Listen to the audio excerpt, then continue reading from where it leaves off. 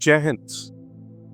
Today, India is under threat and severe provocation. As you are aware, a few days back, 26 innocent non-Muslim tourists have been gunned down by terrorists, an agenda which has had its signature deeply embedded in the Pakistan as a state which sponsors and abets terrorism. So I stand and speak to you, not only as a strategic advisor to the chairman CAPSI, also as a soldier, as a citizen, and more importantly, as a human being against this dastardly and cowardly act against humanity. If you connect the dots, it is amply clear that Pakistan is behind this act of terror, not only to create turmoil in the state of Jammu and Kashmir, but also to come up with a communal card to set fire to the nation who's already wanting to connect and strengthen the social cohesion, which is proving to be the greatest challenge. To see the remarks of the Pakistani Chief of Army Staff, who says it's a civilization war against India. He talks of Muslims and Hindus. He talks against actions meant to be towards India. You look at the defense minister, who in an interview has clearly said that Pakistan has been training, abetting terrorism for decades. You see the deputy prime minister who says that these are freedom fighters, in a way accepting that their hand is in this collusivity. So Pakistan is certainly, besides the additional signature, is involved in this. And their aim is a communal divide. Their aim is to show Kashmir is on the boil. Their aim is to divert the attention from their hinterland, whether it's Balochistan or whether it is on the TTP front, on their western front in Afghanistan, where they're taking a beating, and to make the army relevant in the eyes of the nation, where its image is going down. Now, the cycle of terror and denial is something not new to Pakistan. They have been doing it. So we're very clear that it is Pakistan and its handlers of Lashkar-e-Taiba, who's coming up with different names like the Resistance Front, PRF. But we are very clear of this agenda. And therefore, the nation today stands as one for a holistic response to this severe provocation which has crossed the red line. It's a diplomatic response, it's a political response, it's a military response, and it's an economic response. I'm not going to go into all this, you all are well aware. But what I'm going to talk to you today is that we in the private security industry must complement and supplement the national agenda and the national effort during these times. You all have done a wonderful job during COVID times, selflessly towards protecting the nation. Now, the time has come again for you to be the warriors, the private security warriors of the nation. Now, how do we walk the talk on what we need to do? So let me highlight a few issues that we have taken up at CAPSI level to make sure that the effort is synergized, focused, and effective. The effort has to be both within and towards empowering citizens.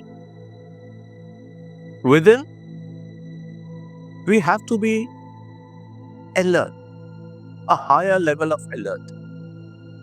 In fact, we have come out and you will be soon getting those as pocket-based alert warning card, where we have identified the level of alertness into 4 levels: green, amber, orange, and red.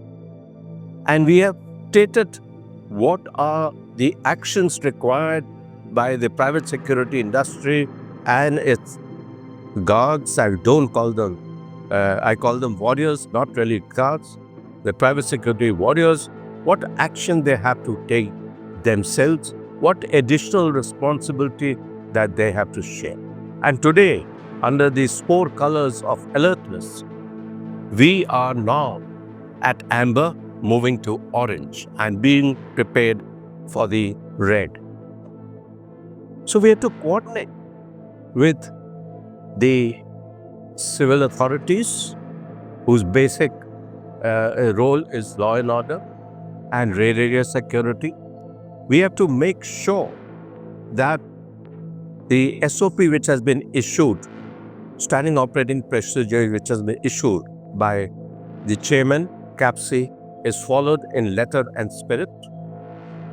We have to ensure that we are prepared for all emergency actions. We have to be prepared not only within ourselves, but to be on the lookout that no anti-national elements are giving information which is classified, like movement of convoys, loading of tanks at railway stations, or such activities. We also have to ensure that certain choke points, whether in towns or bridges en route, which are to be used by our military, are not only protected, but also ensure that there is unhampered movement of this force towards its destination, so that their mission does not get delayed. No photography should be permitted because security will be compromised. Pakistan already has built-in cyber cell and information warriors who are filling the space with falsehood and targeting cyber attacks. We have to be careful. We can't be part of this rumor mongering as such.